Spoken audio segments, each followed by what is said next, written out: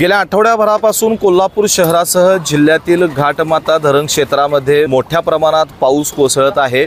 आज सकाळपासून कोल्हापूर शहरात जरी पावसाने उघडीप दिली असली मात्र पाणलोट आणि धरण क्षेत्रामध्ये मुसळधार पाऊस सुरूच आहे। त्यामुळे नद्यांच्या पाणी पातळीत झपाट्याने वाढ होत्याचं चित्र आपल्याला पाहायला मिळतंय। मी सध्या पंचगंगा नदीच्या शेजारी उभा आहे। आपण या ठिकाणी बघू शकता की यंदाच्या पावसाळ्यामध्ये पंचगंगा नदी जी आहे ती चौथ्यांदा पात्राबाहेर पडलेली आहे। राधानगरी धरणातून सध्या 6 क्रमांकाच्या स्वयंचलित दरवाजातून विसर्ग सुरू आहे। गेल्या 2 दिवसांमध्ये 4 दरवाजे स्वयंचलित उघडे झाले होते, त्यामुळे नदीमध्ये मोठ्या प्रमाणात पाण्याचा विसर्ग सुरू होता। मात्र आता फक्त एकाच दरवाजातून विसर्ग सुरू असल्याने गेल्या 15 तासांमध्ये राधानगरी धरणाचं जे पाणी आहे ते आता कोल्हापूरपर्यंत पोहोचलेलं आहे। त्यामुळे पंचगंगा नदीच्या पाणी पातळीत मोठी वाढ झालेली आहे।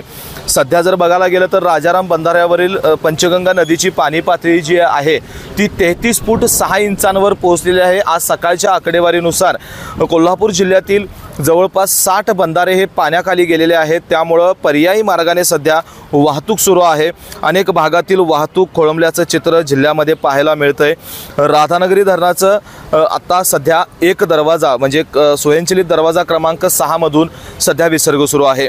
काळमावाडी दूधगंगा धरण क्षेत्रामध्ये देखील मोठ्या प्रमाणात पाऊस सुरू असल्यामुळे धरणामध्ये पाण्याची आवक मोठ्या प्रमाणात वाढलेली आहे। त्यामुळे आज दुपारी 2 वाजता धरणातून 2000 क्युसेक्सनं सांडव्यावरून विसर्ग सुरू करण्यात येणार आहे। त्यामुळे दूधगंगा नदीच्या काठावरील ग्रामस्थांना सतर्कतेचं आवाहन जिल्हा प्रशासनाच्या वतीनं करण्यात आलेलं आहे।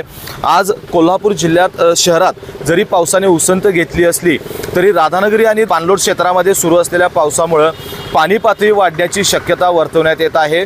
त्यामुळे पंचगंगा नदीच्या शेजारी असणाऱ्या गावांना ग्रामस्थांना प्रशासनाने सतर्क राहण्याच्या सूचना दिलेल्या आहेत। पंचगंगेची इशारा पातळी जी आहे ती 39 फूट आहे आणि धोका पातळी 43 फूट आहे। आज पावसाने जरी उसंत घेतली असली मात्र दुपारनंतर जो पावसाचा अंदाज वर्तवण्यात आलेला आहे त्यामुळे नदीच्या पाणी पातळीत आणखीन वाढ होऊ शकते। त्यामुळे पंचगंगा नदीची वाटचाल जी आहे ती धोका पातळीकडे असल्याचं आपल्याला चित्र पाहायला मिळतंय। व्हिडिओ जर्नलिस्ट सचिन वरेकरसह मी सद्दाम अली, KK न्यूज कोल्हापूर। बाळ, फ्रीजमधून श्रीखंड काढ ना। आम्ही पूर्वी घरीच बनवायचो श्रीखंड, त्याची चवच वेगळी होती। आता काय सगळं रेडीमेड। आजी, हे श्रीखंड खाऊन बघ। आज तुझ्या आईनं घरीच बनवलं की काय? हे आहे गोकुळचं श्रीखंड। अगदी जिभेवर रेंगाळणार। जिभेवरच नाही तर मनावरही रेंगाळणार। गोकुळ श्रीखंड, मनावर रेंगाळणार।